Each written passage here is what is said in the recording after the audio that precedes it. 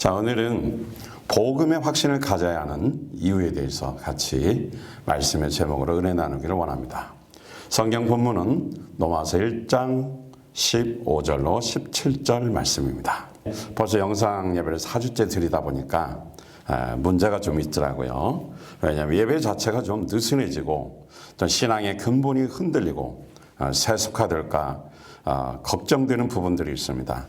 세상이 압력을 가하고 뉴스에 부정적인 영향을 받아 그리스도인 자체가 성경적인 가치관이 헷갈리고 성경이 아닌 너무 세상적인 이치만을 따지고 의존하여 보이지 않는 이론의 지배를 받고 살아가는 것은 아닌가 걱정이 됩니다. 따라서 이런 위기 재난 상황 가운데서 우리의 가치관에 믿음이 흔들리지 않고 외부 영향에 의해 흔들리거나 인본주의 신앙으로 전락하지 않기 노력해야 할 것입니다. 이런 의미에서 오늘은 바울이 로마 교회의 복음을 다시 전하려는 이 편지를 통해서 은혜 받기를 원합니다. 그가 가르쳐주는 복음의 본질과 복음의 능력과 복음을 어떻게 살아야 하는지 배우고 순종하기를 원합니다. 첫째, 복음은 무엇일까요? 로마서 1장 16절 말씀을 다 같이 읽도록 하겠습니다. 시작. 나는 복음을 부끄러워하지 않습니다. 이 복음은 유대 사람을 비롯하여 그리스 사람에 이르기까지 모든 믿는 사람을 구원하는 하나님의 능력입니다. 할렐루야. 사도 바울은 복음을 부끄러워하지 않는다고 당당하게 말했습니다. 이 복음만이 유일한 하나님의 구원의 능력이기 때문입니다. 그러면 믿는 자에게 구원을 주시는 이 엄청난 하나님의 능력을 나타내는 복음은 무엇일까요? 복음이란 글자 그대로 굿뉴스입니다. 좋은 소식입니다. 하나님의 복음, 이 세상에서 최고로 좋은 소식입니다. 그것은 사람의 생명을 살리는 능력이며 역사상 최고로 값지고 가치 있는 좋은 소식입니다. 하나님의 복음이란 한마디로 예수 그리스도입니다. 더 앞서가면 예수님이 바로 복음 자체이십니다. 그러면 왜 예수님께서 복음일까요? 예수님께서 행하신 일을 보면 구체적으로 복음이 무엇인지를 알 수 있습니다. 첫째로 예수님은 하나님이신데 죄 없으신 인간의 몸으로 이 세상에 오셨습니다. 두 번째는 이 세상에 오신 예수님은 우리의 죄 때문에 십자가에 못 박혀 피 흘리고 죽으셨습니다. 셋째는 예수님의 죽으심은 죄의 대가로 죽음의 형벌을 대신 받으신 것입니다. 넷째는 예수님께서 죄인의 죄값을 치르셨기 때문에 죄는 용서받고 죄는 없어졌습니다. 다섯째는 예수님은 죄의 문제를 해결하시고 사흘 만에 부활하셨습니다. 이것은 죄인이 죽었다가 죄를 용서받고 살아나서 새롭게 살게 되었다는 것을 의미하는 것입니다. 자, 위에서 5가지 말씀드린 것을 한마디로 말하면 복음은 예수님께서 우리의 죄를 대신 짊어지시고 십자가에 못 박혀 피 흘려 죽으시고 부활하신 구세주와 주인님이시라는 것입니다. 이 복음을 믿는 사람에게 하나님의 구원의 능력이 나타나게 되는 것입니다. 로마서 10장 9절로 10절 말씀 현대어 번역본으로 다 같이 읽겠습니다. 시작. 만일 여러분이 입으로 예수 그리스도께서는 나의 주님이십니다 하고 고백하고 또 하나님께서 예수 그리스도를 죽은 자 가운데서 다시 살리셨다는 것을 마음속에 굳게 믿으면 구원을 얻기 때문입니다. 사람은 마음으로 믿을 때 하나님과 올바른 관계를 맺게 되고 그 믿음을 다른 사람에게 입으로 고백함으로써 확실하게 구원을 얻는 것입니다. 우리는 복음에 대한 분명한 이해가 있어야 합니다.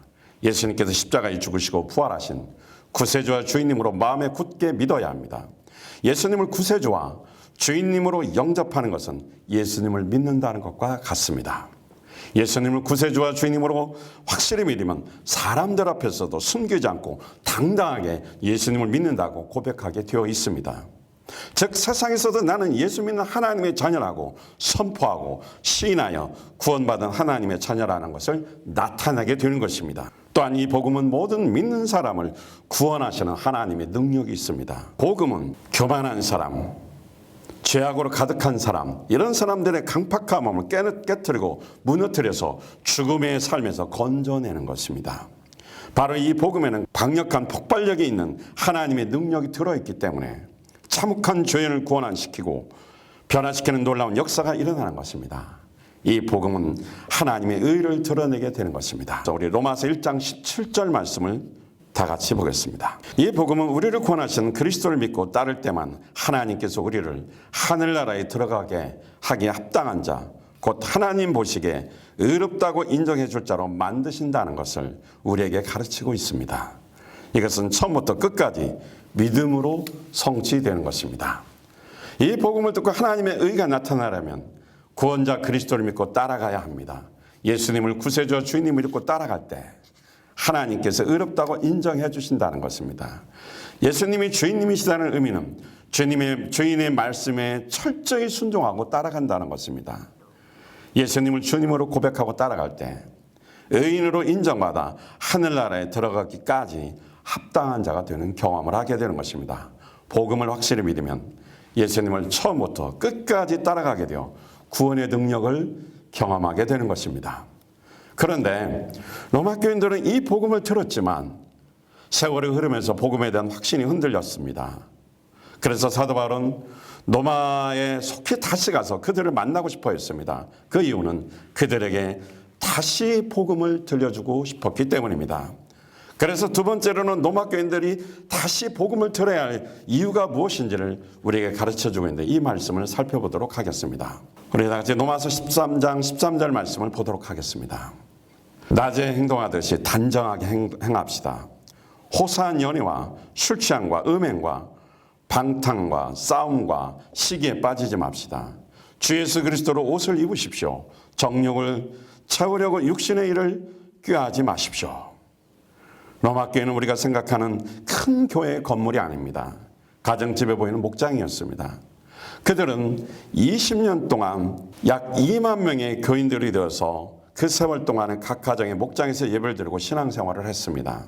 그런데 처음에 가졌던 복음에 대한 열정이 식어버리고 복음에 대한 확신이 흔들려서 세속적인 가치관을 갖게 되었습니다. 과거에는 목숨을 걸고 복음을 전하며 열정적으로 신앙생활했지만 세월이 흐르면서 핍박이 심하고 또 스스로 타성에 젖어 변질되기 시작했습니다. 이제는 형식적인 그리스도인으로서 입술로는 예수님을 주인님이라고 믿는다고 말하지만 교회는 그냥 왔다 갔다 하고 말씀 듣는 것은 거부하는 현상이 나타났습니다. 그리고 말씀을 듣고도 회개치 안 하고 제멋대로 사는 무법자가 되어 잘못된 신앙생활을 하게 되었습니다. 이들은 주님과 많이 멀어진 상태로 세속화된 우상숭배에 깊이 빠진 자들이 되었습니다. 복음이 흔들리고 성경적 가치관이 퇴색되면 한순간에 변질되어 주님과 멀어지게 됩니다. 그래서 바울은 그들에게 다시 복음을 듣게 할 필요성을 강력하게 느꼈던 것입니다. 그들이 복음을 듣고 새롭게 되어 처음 신앙을 회복하고 복음과 하나님 나라를 위해 기꺼이 꺼져가는 이 사회상을 보면서 주님의 제자로 세우는 그 삶을 살기를 간절히 소망했기 때문입니다. 그런데 교회를 오해하고 세상의 뉴스에 그렇게 잘 순종하는 사람은 왜 그럴까요? 그가 오해하는 것은 바로 복음이 없기 때문이라고 저는 생각합니다. 예수 그리스도, 우리를 구원하신 하나님, 우리의 영혼을 구원하시고 삶으로 보호하시고 인도하시는 주인님이라는 사실을 믿지 않기 때문에 세상에 마치 순종하는 것처럼 느껴지는 것일 것입니다. 그래서 우리는 복음에 대한 확신을 갖고 복음에 대한 구체적인 내용을 알고 예수님 말씀을 따라 믿음으로 끝까지 순종하며 살아야 합니다. 복음을 정확히 알고 체험하려면 복음을 다시 듣고 반복해서 이해하고 확신을 가져야 가치관이 형성되어 세상 풍파에 절대 흔들리지 않습니다. 사랑하는 성도 여러분, 이번 기회에 복음을 다시 듣고 구원의 확신이 있기를 축복합니다. 정말 예수님께서 구세주와 나의 주인님으로 나와 함께 하시는지 살펴보아야 합니다. 소용돌이 치는 이 험한 세상 풍파에 있어서 세상의 가치관에 장악되어 세상의 뉴스와 지도자들의 말에 명령에 따르고 있는지 예수님을 주인님으로 모시고 성경에 순종하고 살고 있는지 점검해 보아야 할 필요성이 있습니다. 복음에 대한 이론은 알고 있지만 삶 속에서 예수님께서 주인되어 나를 다스리시고 이끄시는 것이 아니라면 다시 한번 복음을 듣고 구원의 확신을 얻는 기회를 가져야 합니다. 세 번째는 복음은 하나님의 능력이기 때문에 부끄러워하지 말고 선포해야 합니다. 로마서 1장 16절 말씀 다 같이 읽겠습니다. 시작. 나는 복음을 부끄러워하지 않습니다. 이 복음은 유대 사람을 비롯하여 그리스 사람에 이르기까지 모든 믿는 사람을 구원하는 하나님의 능력입니다. 할렐루야. 사도 바울은 사랑하는 로마 교인들에게 자신은 복음을 부끄러워하지 않는다고 하였습니다. 왜냐하면 이 당시에 예수 믿는 것은 그렇게 자랑스러운 일이 아니었습니다. 로마 사람들은 최고의 권력을 가졌고 부와 명예가 있습니다. 자신들은 그래서 문명인이라고 생각했습니다. 이방인들은 그래서 야만이라고 생각했고 자기들은 최고의 법을 가진 아주 고급 국민이라고 생각을 했습니다. 따라서 사도 바울이 전하는 복음은 이들의 그 문화나 세상 그 영향에 비하면 너무 초라하게 보일 수밖에 없었습니다. 로마 권력 앞에 아무런 힘이 없었고 예수는 나무 십자가의 반역자로서 처형되었습니다. 그렇기 때문에 예수 십자가를 입에 올린다는 건 수치스러운 일이었습니다. 예수님의 가르침은 그 당시 철학자들 소크라테스, 아리스토텔레스 이런 학문에 비하면 초라하게 보일 수밖에 없었습니다. 그래서 그 당시 사람들은 십자가의 복음을 전하면 무시하고 잠꼬대 같은 소리라고 비꼬면서 싸늘한 반응을 보였습니다. 그러나 사도 바울은 그런 사회적인 현상에도 불구하고 이 복음을 부끄러워하지 않고 그리스도가 십자가에 달리셨다고 담대하게 복음을 전했습니다. 사랑하는 여러분, 우리들 교회 다니고 십자가의 복음을 전하는 것을 부끄러워하지 말고 전하면서 당당하게 살아야 합니다.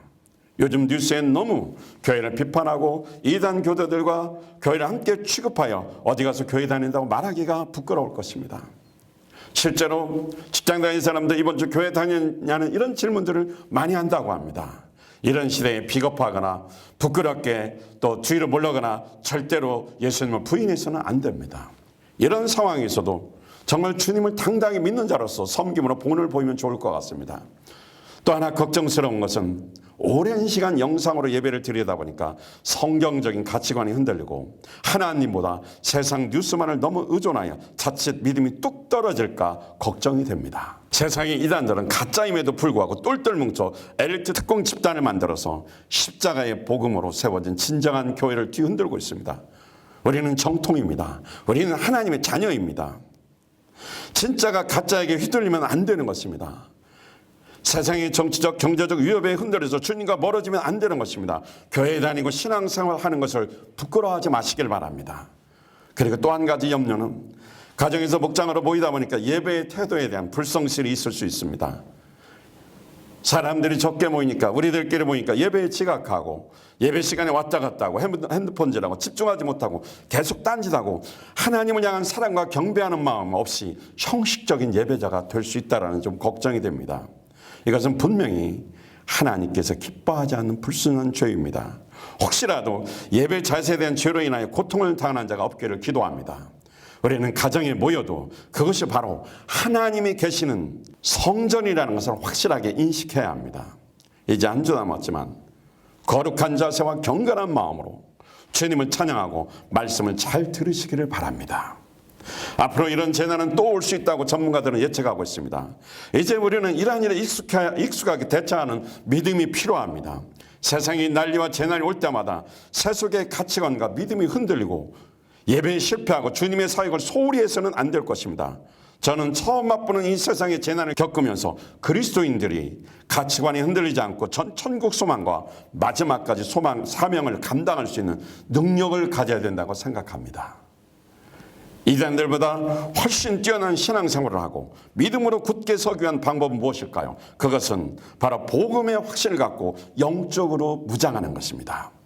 본질적인 복음에 대한 확신과 체험이 있다면 천지가 개벽해도 흔들리지 않고 주님을 사랑하고 영혼을 구원의 제자 만드는 사역을 잘 감당하리라는 확신을 가지게 되어 있습니다. 따라서 그리스도인은 오랜 세월을 지나도 신앙생활에 퇴색하지 않도록 복음을 자주 들어서 그 마음에 각인시켜야 하는 것입니다. 그리고 흔들리지 않는 믿음을 갖고 이 복음을 부끄러워하지 말고 삶의 현장에서 전파해야 할 것입니다. 제가 며칠 전 우체국에 갈 일이 있었습니다. 등기가 와서 지금 본인이 직접 찾아가야 되는 좀 이런 귀찮음이라고 할까 이런 게 있어요. 그래서 어쩔 수 없이 제가 직접 갔습니다. 사실 코로나19 이후에 전도길이 좀 막혔죠. 세상이 너무 따가운 시선 때문에 전도한다는 것은 정말 힘들었고 전도할 용기도 낼 수가 없었습니다. 그런데 우체국에 가는 길에 티슈 25장을 챙겨가지고 용기를 내서 오늘은 좀 휴지가 필요한 세상이니까 나눠주면 좋겠다 싶은 생각을 가지고 이렇게 우체국으로 걸어갔습니다. 그런데 첫 번째 사람을 만나는데 너무 두근거리는 거예요. 떨리기도 하고 거절당하면 어떡하지? 비난하면 어떡하지? 좀 이런 갈등이 있었는데 용기를 내서 마음속으로 기도하고 전에는 티슈가 필요하지 않습니까? 아니면 이렇게 선물입니다 이렇게 줬는데 일부러 휴지가 필요하지 않습니까? 이렇게 물었더니 한참 쳐다보더니 휴지를 받더라고요. 그게 첫 번째 성공했죠. 그래서 복 많이 받으세요 인사하고 가면서 계속 사람들에게 휴지가 필요하십니까? 이렇게 정중하게 질문하면서 줬더니 거의 대부분 받았어요. 물론 거절하는 사람도 있었지만 그런데 어쨌든 간접 전도이지만 또 이렇게라도 해서 교회의 그 섬기는 모습을 이렇게 보이는 그러한 주님의 사랑을 전달했습니다. 그런데 그동안 뭔가 좀 답답했는데 이렇게 전도하고 나니까 제 속이 펑 뚫리는 것 같고 너무 시원했습니다. 세상이 흉흉하고 교회에 대한 비난이 쏟아질 때일수록 우리는 사랑의 섬기름으로 더욱더 복음을 전해야 됩니다. 그래야 우리의 영혼이 더 맑고 깨끗하고 또 기쁨이 넘치고 또 당연히 하나님께 맡겨준 사명을 감당하기 때문에 주님이 기뻐하시게 되는 것입니다. 사도행전을 보면 어려운 시기에 가정의 교회 목장으로 모였을 때 구원받는 수를 더했다고 그랬습니다. 사실 예수님이 십자가 못 박혀 죽으시고 40일 동안 계시다가 부활하셨지만 예루살렘 내거리는 사실 살벌했습니다.